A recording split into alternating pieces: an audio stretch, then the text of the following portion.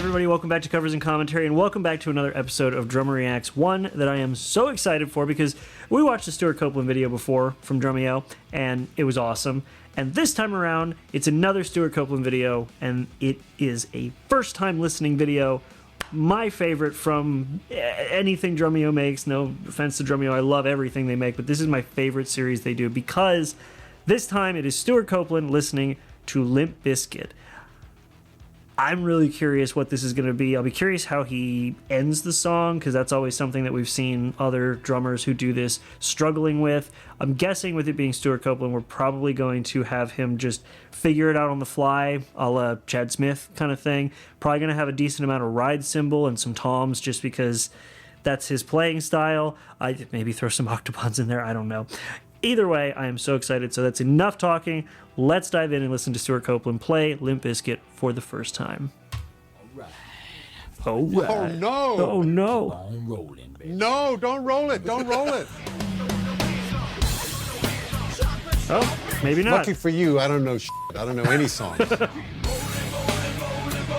All right. Hello, Spoiling sports it fans. already. It is your Uncle Stew Daddy here Uncle in this Stew Daddy, hellscape yes. of drums and noise and anger. All right. Off. I'm banging shit here. Welcome to Drumeo. Okay.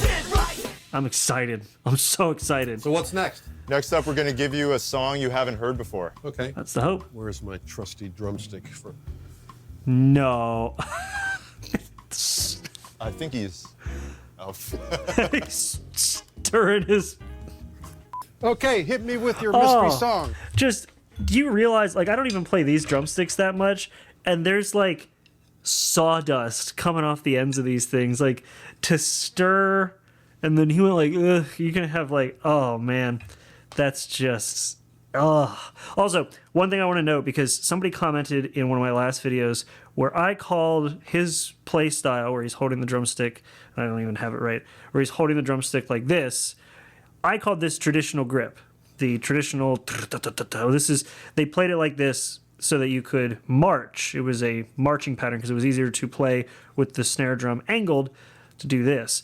Somebody said that I didn't call that the right thing because there's matched grip and unmatched grip. Unmatched grip is not a term I've ever heard of before. I was taught from my mentor, who was a huge fan of the fact that I didn't like learning from him, that this is a traditional grip. Then you have things like French grip, American grip. You got all kinds of grips with matchstick, but you have traditional grip, which is what he plays with. That is what I've known. I just wanted to clarify that because not many comments bug me, but when somebody said, you call yourself a drummer, it's called unmatched and matched grip. And I'm like, I know matched grip, and there's three kinds of matched grip. There's German, French, and American. All I know is that that other style is traditional grip, and I think Stewart Copeland even calls it that himself, so, I mean, what do I know? Anyway. All right, Stewart. First of all, I have to ask, have you seen any of the episodes we've done on Drumeo where drummers play songs they haven't heard? I saw Chad. Of course, Okay, everybody saw what did you think of the Chad's. whole thing? Well, how can you not love Chad? Oh, of course. Agreed. What the f was that? So good. See, I don't have to go back and find the previous video because they He's just do it much for better me. drummer than Will Ferrell. And I've wanted to do this episode with you for a long time, and I think we've got some good options picked. Okay. Mm-hmm. So the rules are, we're going to give you a drumless song, and you can come up with any drum part you want. There's no rules. Which you is can good, listen 'cause to the he song just a few plays whatever. times. You can make a chart. You can just He's not jam going and to see make a what chart. happens. This is Stewart Copeland. Chart? That's what I thought you'd say.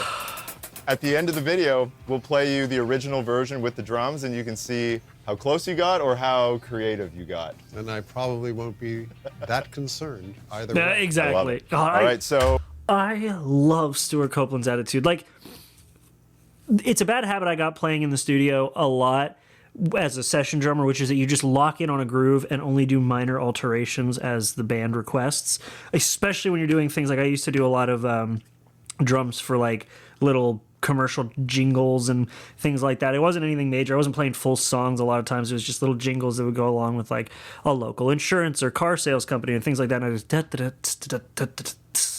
and I do something like that, and they're like, hey, can you change this part but keep the rest? Stewart Copeland's just like, it sounds like a drum part. I'm going to play the drum part. Did I play the same thing twice? Nope. And I love that about him. I need to be more like that. You can never stop learning. I need to be more like that with my drums because, God, he's so good.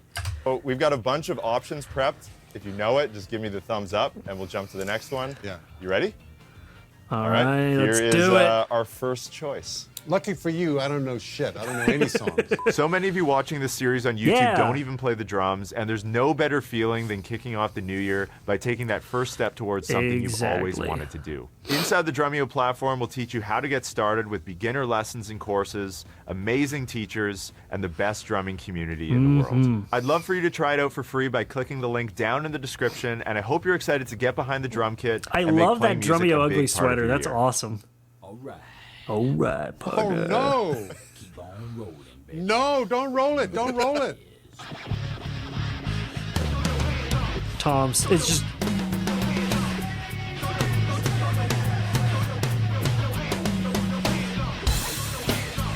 He's just going right in for it. Oh, yes.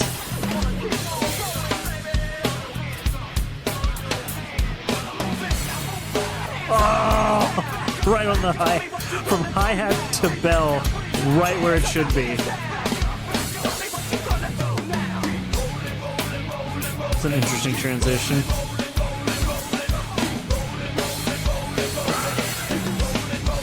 Okay. Oh man, okay, I gotta listen to that first bit again because that's like the way he does just the toms right in.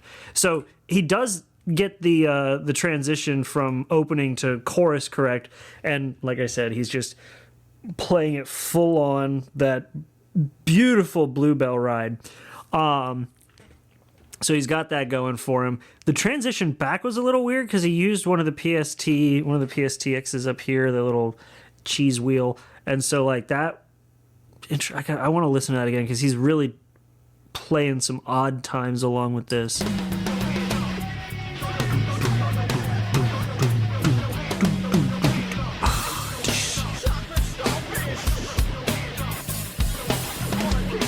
Yeah. He's relying a lot on that like do do da da between the times. So it's like do do da da da da da. It's, man, I like this song, but it's so interesting to hear his approach to it. Right to the bell.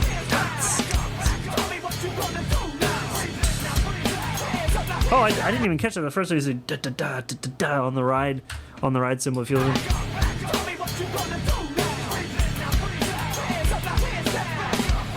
Yeah. That was the weird transition.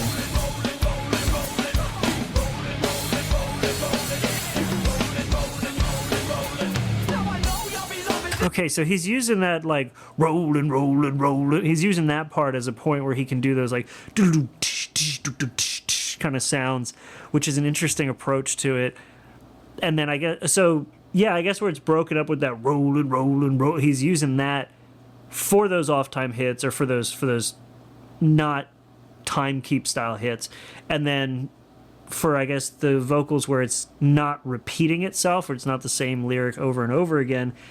That's when he's, I guess, in his head, he's probably using that as the point to transition to like a more regular timekeeping style. Because, so listen, he's like, rolling, rolling. Yeah, so that, and then these are all different lyrics, so he's, yeah. Yeah, he's using that.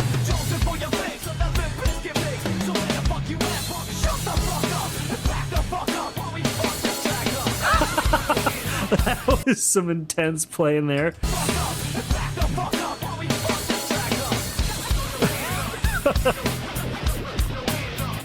All right, back to the hi-hat.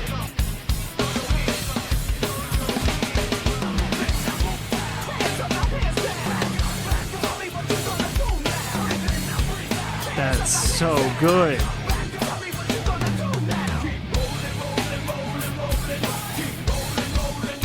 Yep.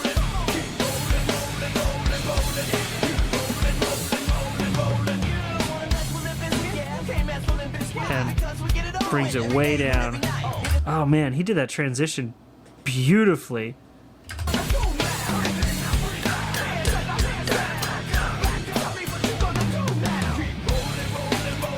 Huh.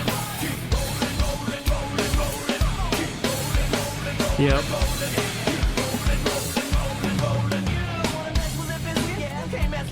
Brings it way down.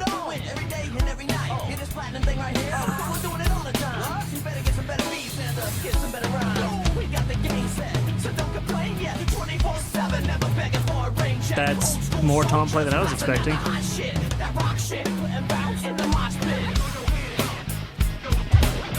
No way did he just do that. Okay, so just to, I think I did a similar. I think I pointed out a similar thing with Chad. So he's got this like dials it back, plays it on the hi-hat and the snare.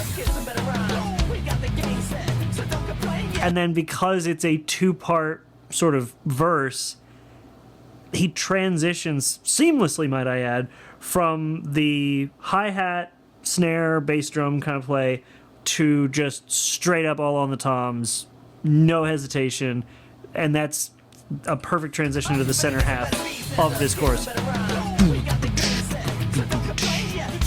While also keeping a bit of accent on the hi-hat with his foot. And then he figured out, oh, okay, this is where it's going to go next. Oh, he's doubling it up.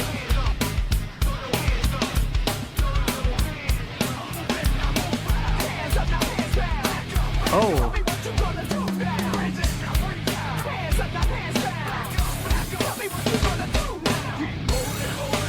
That was a cool little flip. Aside from the flip, though, that was interesting. I wonder if he... I'm trying to think through this, and I can't think the way he would think, obviously, so I'm trying to think about how I would get to where he just... So, the last two times now with that, like, so... Put your hand...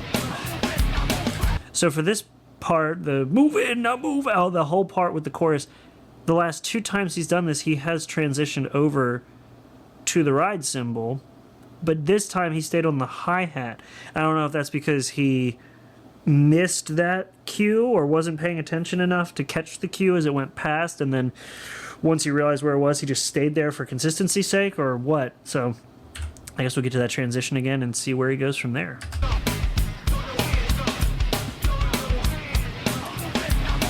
Yeah, see, he keeps on it. Yeah, okay, no, he stays.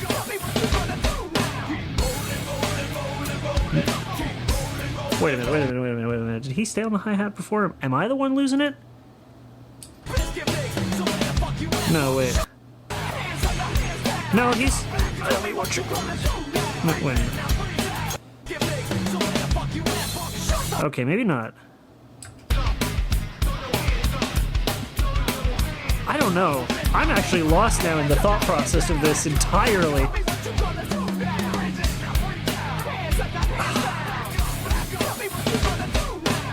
Because yeah, there's the chorus. Oh no! Because he was using the first part on the high or on the ride cymbal, which this time he stayed on the hi-hat, and then getting into the okay. I'm not losing it. I kind of am, but like yeah, he used this part to just play the weird off times with the cymbals, but now he's doing consistent timekeeping with the ride. I don't know. The mind of Stewart Copeland is an enigma.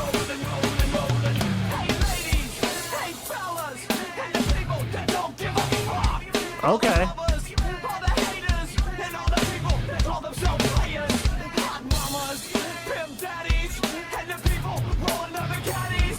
Oh, he figured something out for that bridge.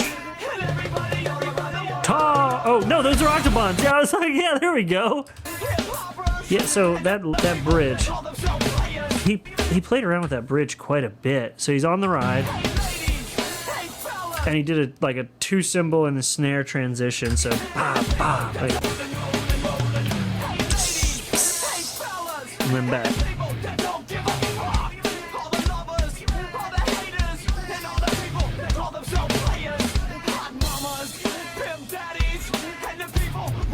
And then he's got some kind of timekeeping there.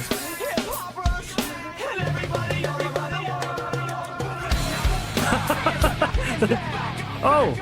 I would be playing the octobands more, but I can't remember where they are. And Are we getting a second? God, look at that soundboard. Oh. Look at that beautiful thing. I would kill to be in a studio like that. Holy crap, that's beautiful. Oh man, that's an incredible setup. Anyway, sorry, I'm a hardware nerd. Anyway, he just stops. Flashbang. Yeah, he just stops. We don't get to the. We were so close to the end. Well, there's a second half, so I guess we'll see. I guess he's gonna do another take. It's about the same one. Yeah. I'm surprised he just stops. I would be playing the octobands more, but I can't remember where they are, and Fair enough. my aim is not so good. We got to talk to the original drummer. I'm sure there were octos all over it. Yeah, right. Yeah, all over that Lin 2000. Exactly. It's a fun song. Fun song to play. Hey. Are we just done? Wait, no. Are we just done? How Stewart writes parts, first take. Oh my god, okay. He just doesn't finish. I was actually going to be kind of curious how he finished the song out, especially considering it's kind of more of a fade out. All right, weird. Do you know it? But, no. Drumeo strikes Who again. was that, by the way? That's Limp Bizkit. Oh, really? Yeah. Yeah. I like those guys in concept. Not that familiar with their concept. music, but Yeah. yeah. With John Otto on drums, Yep. who's a Fucking monster player. Right. And I'd love to know, Sorry, I try not to for curse anyone on who this isn't channel. familiar with like your approach to coming up with parts and stuff. Obviously, it's very like improvisational and Yeah. instinctual. Like, can you talk a little bit about that and when you come up with? I mean, you can tell this man plays the ride cymbal a lot by the fact that he literally has a mic pointed at the bell of his ride cymbal. Like, for God's sake, the man that's what he plays. Very like improvisational and Improvises. instinctual. Yeah. Like, can you talk a little bit about that and when you come up with drum No parts, what charts, the no process is nothing. like? I don't. I just make this shit up. That is the best. You know, that is the best I kind mentality. of look for an alternative. I mean, the track needs. Okay. See, he just played in match grip. Needs. Huh. Okay. Okay, I can provide that, but I'm an asshole, so I'm probably going to not provide that. Yeah, I'm going exactly. to do something else, Yeah. That's why everyone loves Stewart Copeland. except for the band. Yeah. So even with the Police, that was your whole approach, was instinct, just do kind of whatever comes to mind. Yeah, I actually did try very hard to make my band happy. And when Stingo would have an idea for something, I absolutely would listen, because he actually is pretty good at this stuff. Yeah. And I would listen, but then I'd forget. And instinct takes over, and I did my best. I only wish to please. And I wasn't being obstinate or anything when I didn't do what he asked. It was just because I forgot. And every morning I'm sure Sting would. Oh my God. That's wild. Like, his play style and his method of writing songs and like writing drum parts is so different from mine. And that's why I love watching these videos, because it opens me up to like what other artists do, professional artists do, So like, having played as long as I did and then having stopped for as long as I did and then coming back to this whole world of drumming and being rusty and having to kind of fall back on what I know, but then listening to these folks and how they play and sort of opening more up to what they know, because I'm not young, dumb, and closed-minded and refusing to take in like inspiration from others. Like, it's crazy that it's just, my habit. Figure it out and then change little bits here and there, but keep the rest the same unless told otherwise. Whereas he's just like, just do it. That is fantastic. I love it. Would look in the mirror with Trudy standing next to him saying, "Just let Stewart be Stewart." And he would try his best. But then pretty soon I'd start playing all kinds of bullshit over his great song. And every morning I would look in the mirror with Fiona at my side saying, "Just give him what he wants. Just today I'm going to make Sting happy." Uh-huh. Nope. Didn't last. Didn't last. But that's the magic right there. Well, that was the intention. Yeah. That was the intention. Our intentions were always really good, but then that old bugaboo, that thing that used to always piss us both off, that point of conflict would always rear its ugly head, that thing Yeah. known as the music. Oh, yeah. And the reason for that is we make music for different reasons. We listen to music for different reasons. Oh, yeah. We listen out for different things in the music. most people listen to a song and they listen to the words in the song, and they drive in their car and they're singing the words to the song, and Nope, that's the story. I listen to I the don't drums. listen to the words. I don't listen to the singing. I listen to the riff. Yeah. Okay. As I'm fond of saying, you know, I don't know the words to any Beatles songs, but I can sing you every Ringo drum fill. That's I'm a riff guy. impressive. And for me, the song is in service of the riff. In fact, the whole song and riff are in service of the band, Yeah. which is bass Okay. backwards. I understand No, that. but I that's- appreciate that. I'm wrong on that subject. The world would. I disagree. I don't think he's ass backwards on that. I think that's actually a really good approach, because that kind of means that like whatever you create is kind of open and it can keep evolving in a way. I like that approach, actually. Which is bass backwards. I understand really. that. I Oh, he did say appreciate bass that. I'm backwards. wrong on that Whoops. subject. The world would disagree with me on that subject. That No. would probably hold this notion that I do not hold the notion that the band is in service of the song. Fuck off! I'm banging shit here. Sing your goddamn song, but I'm banging shit here. That's, So right I now, love that. we're going to play you the original version of this song with the drums. Let's hear in, it. Okay. So you can hear John Otto on here this we track. Oh, Go, what a John. monster.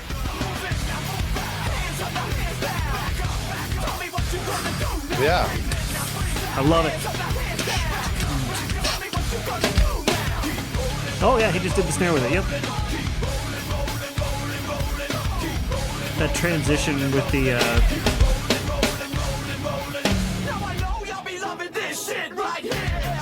yeah, that off start. See there?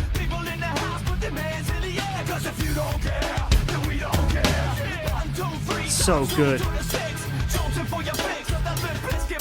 See, that's the overdub that Andy would have stopped me from playing But you did it overdub. anyways. because he's not here. Go, John. That's a The great track. overdub I would have played, but Andy's not here. Final thoughts on this whole experience? Well, I just noticed that, by the way, these are my drums. I go to play a show with the Atlanta Symphony or the Vancouver or whatever, Yeah. and there's drums there. Jeff sets them up. They're store-bought. My drums are, you can buy them in any store, and they do, and I different drum set every city I play, Yeah. Okay. so I don't have to carry them around. Fair. These are mine. Luxury. I never play these unless I'm doing a show in LA. I never play these drums. How does it feel to play your own drums? I like them. I got another set back home, my studio drums, which never leave the studio. It's Yeah. like the drum set at Motown. No. If you want a different drum sound, get a Go to different, different studio. studio. The drums stay there. Yes. Jeff, we should be bringing these drums around. I'm kidding. Talk to I your wouldn't agent. do that. At our age, no way. Well, that's going to love wrap it. up Stewart Here's a Song for Oh. the first time.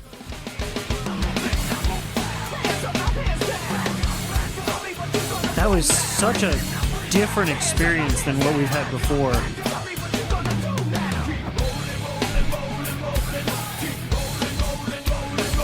Oh man.